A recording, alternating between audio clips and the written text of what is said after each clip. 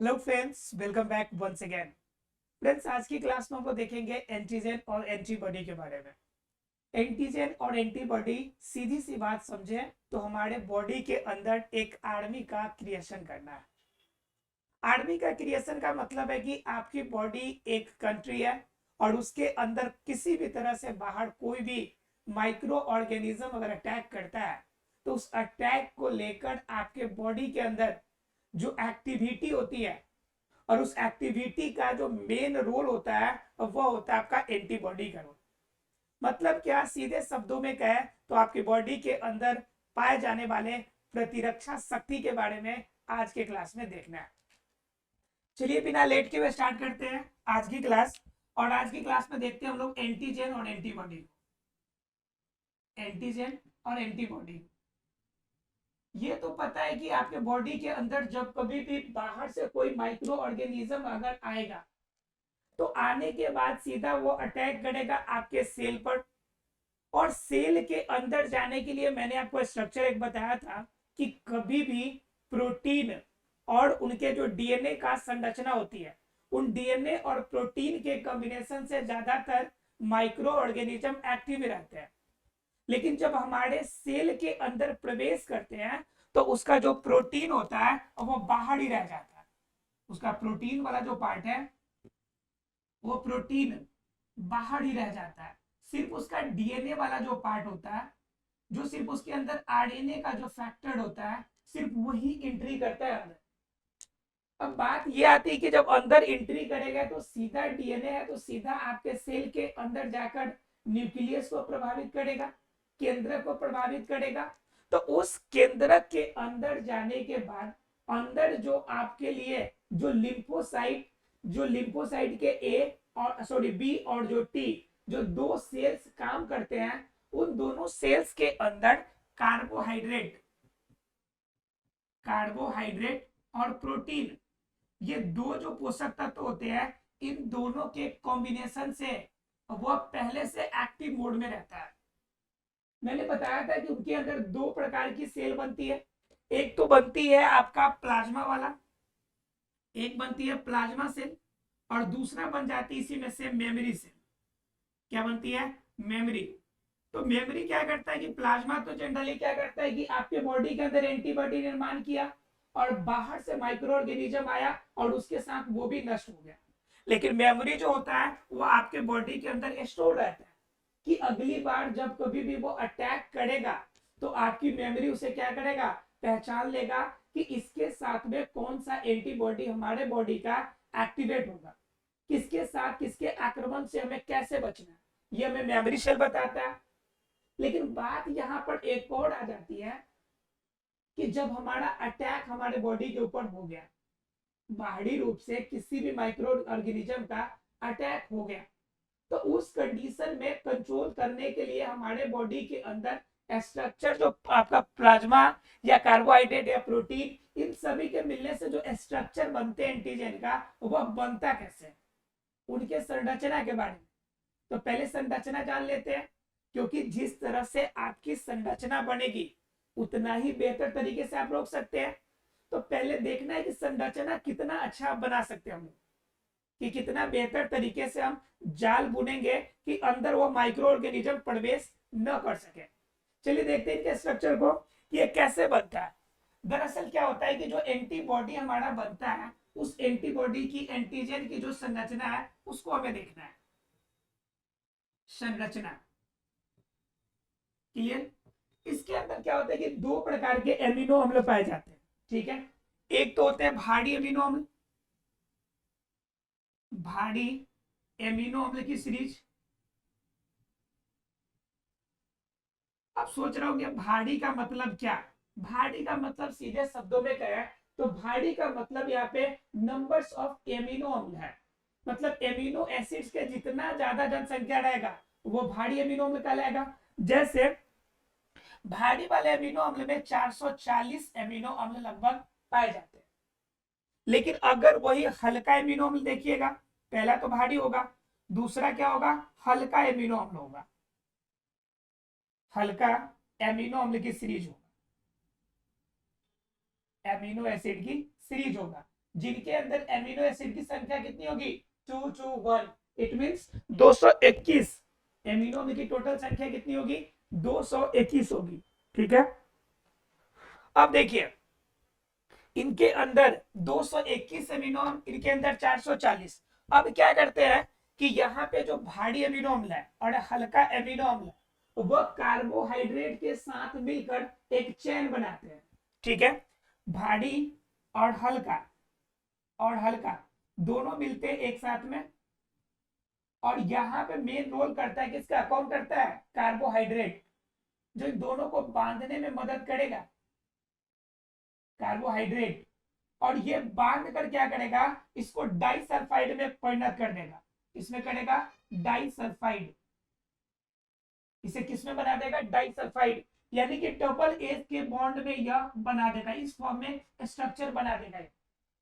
ध्यान से समझ रहे हैं आप लोग कि भारी एमिनो अम्ल 440 एमिनो अम्ल वाला और हल्का वाला आपके पास 221 है, ये दोनों आपका कार्बोहाइड्रेट के साथ ऐसे मिल गया।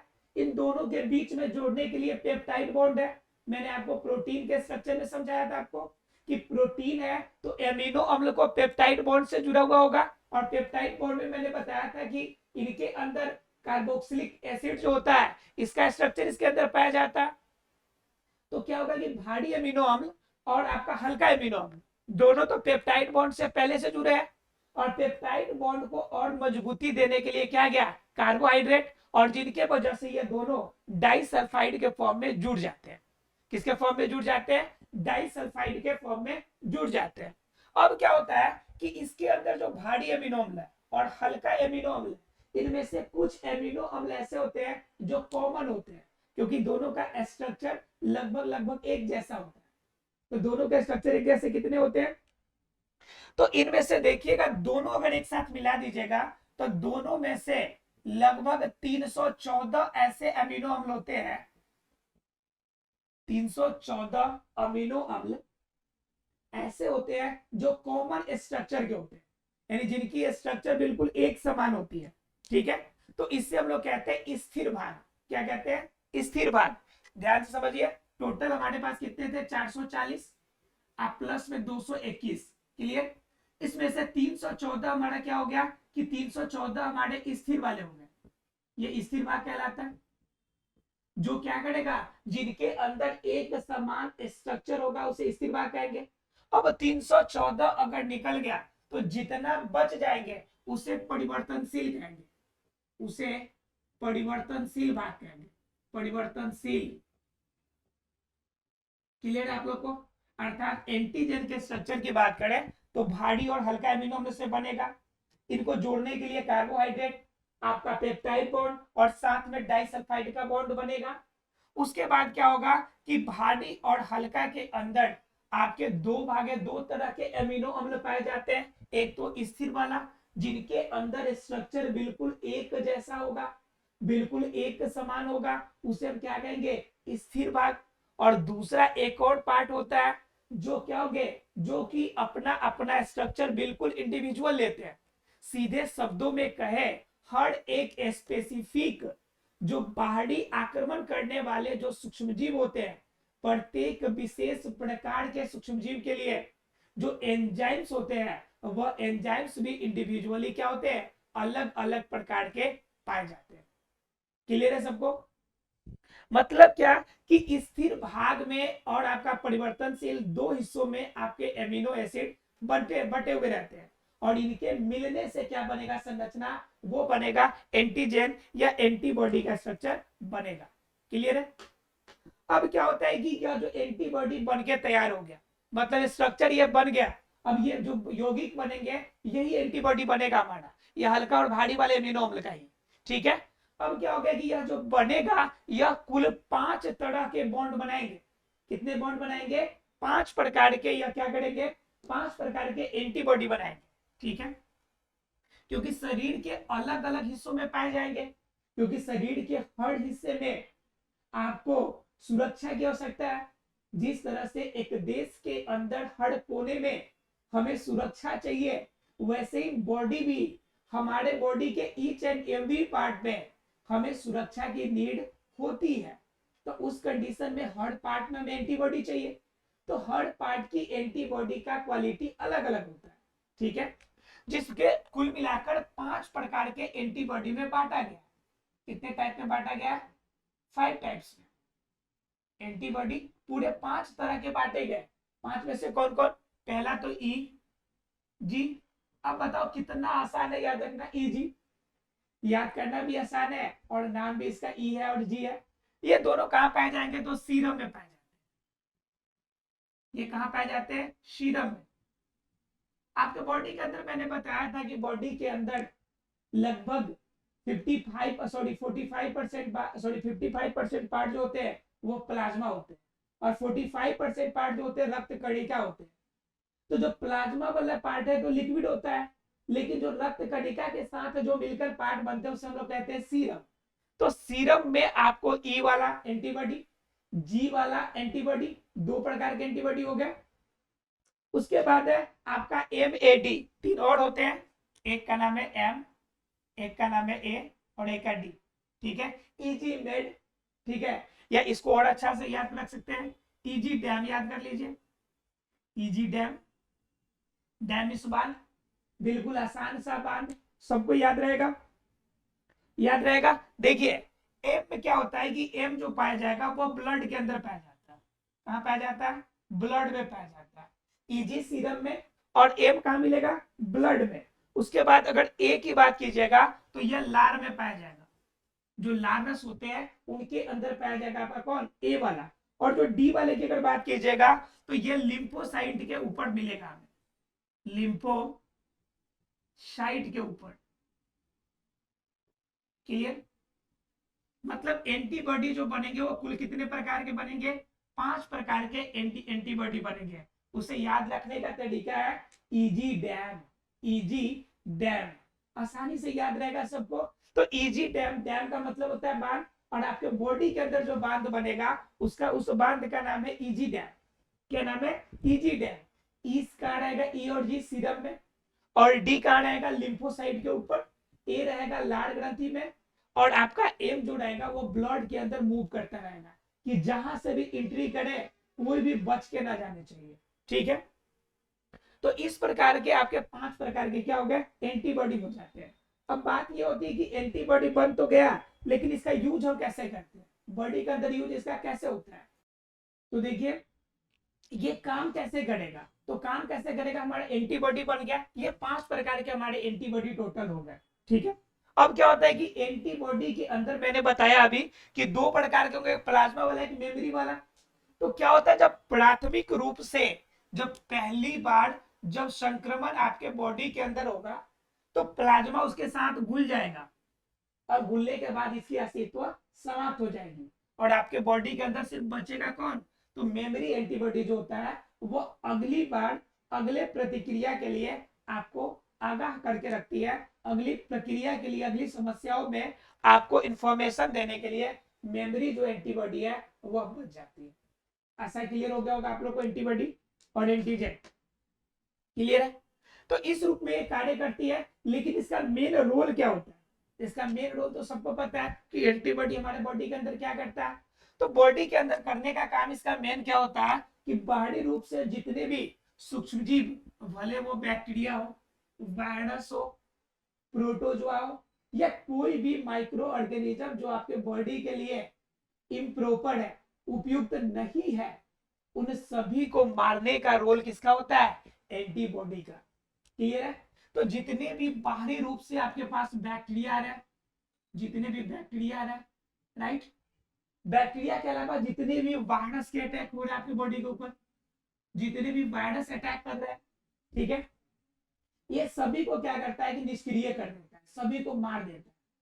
और मैंने आपको बताया था कि इसके अंदर एक स्पेशल प्रकार का पाया जाता है जिससे हम लोग कहते हैं फैगोसाइट। क्या कहते हैं? फैगोसाइट। यह फैगोसाइट क्या करता है कि बस तुरंत मिला और उसका नुकसान, कहानी खत्म। तो पहला नंबर इसका बैक्टीरिया वायरस को मार देना है। दूसरा नंबर है कि उदासीकरण करना। उदासीकरण करना, उदासीकरण का मतलब कि न्यूट्रलाइज कर देना। जिस तरह से आपके बॉडी के अंदर एक एसिडिटी होती है तो बाहर से आप क्या करते हैं? क्षार का कोई आइटम लेते हैं, जिस तरह से बॉडी के अंदर न्यूट्रलाइज होने के बाद आपकी गैस की एसिडिटी की प्रॉब्लम दूर हो जाती है। वैसे ही बाहर से अगर कोई भी अगर आक्रमण आपके बॉडी पर होता है तो उसका उदासीकरण करने का रोल जो होता है किसका होता है, एंटीबॉडी का होता है। क्लियर है, एंटीबॉडी का ये रोल होगा।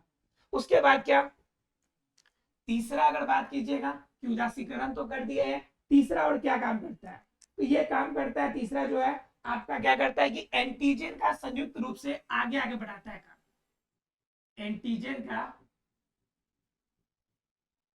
एंटीजन का शरीर में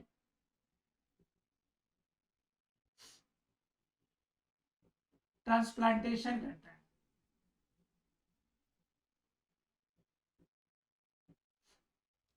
क्या करता है, ट्रांसप्लांटेशन करता है। और मैंने आपको एड्स के में पढ़ाया था, जिस समय एड्स हमने बताया था कि लिम्फोसाइट के जो T4 है जो आपका कोशिका उसी पर सीधा अटैक बोलता है, जिनके वजह से बॉडी के अंदर आपका प्रतिरक्षा शक्ति जो एंटीबॉडी बनने वाला होता है वह एंटीबॉडी बनना बंद हो जाता है।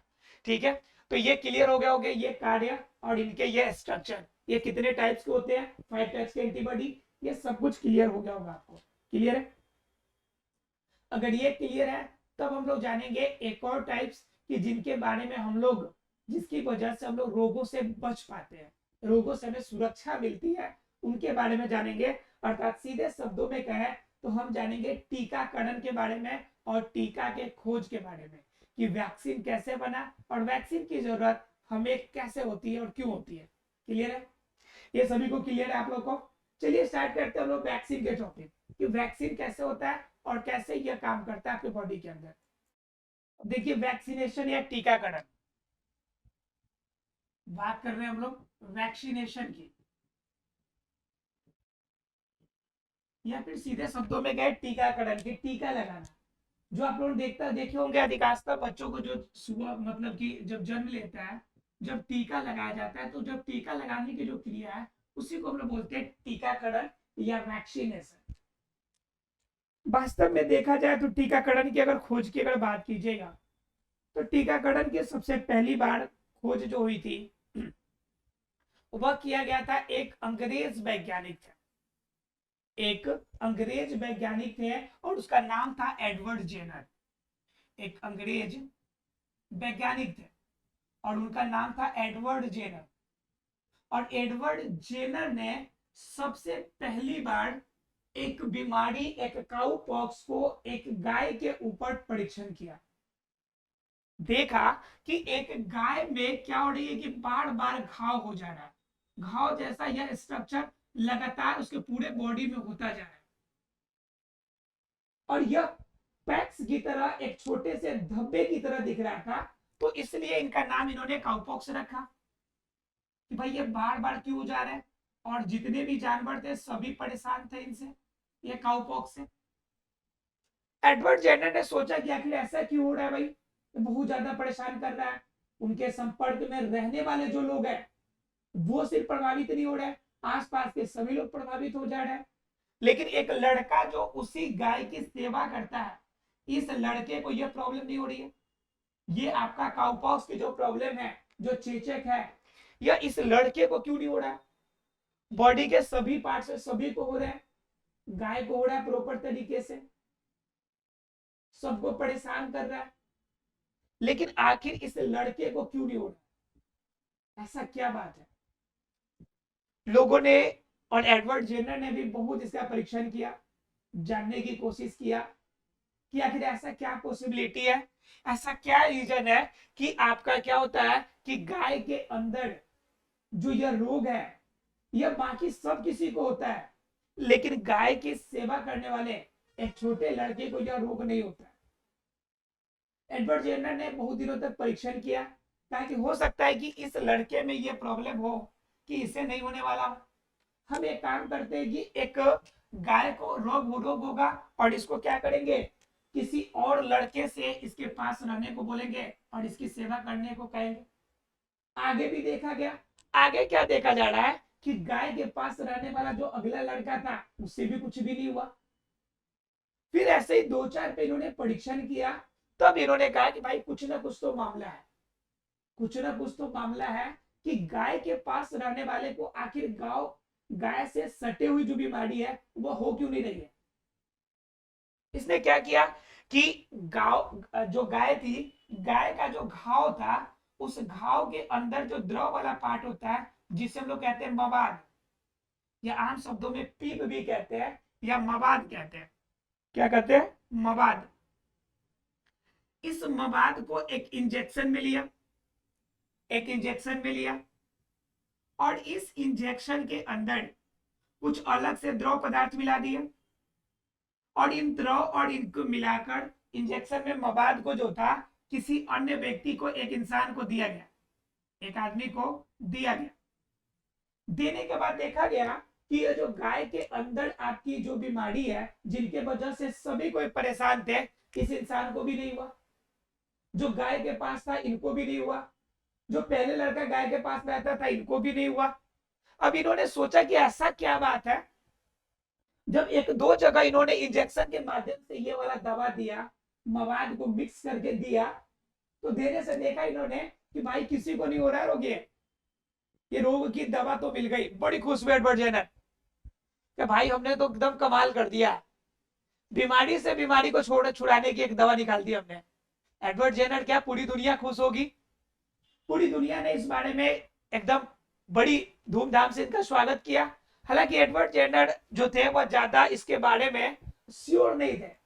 एक होता है कि कोई भी चीज आप काम कीजिए और जब तक आपको मतलब कि सफिशिएंट प्रूफ नहीं मिलता है ना, आपका माइंड बिलीव नहीं करता है, आपको लगता है चलो अभी तक मतलब वो चाहिए, जो चीज चाहिए मुझे वो वैसा हुआ नहीं।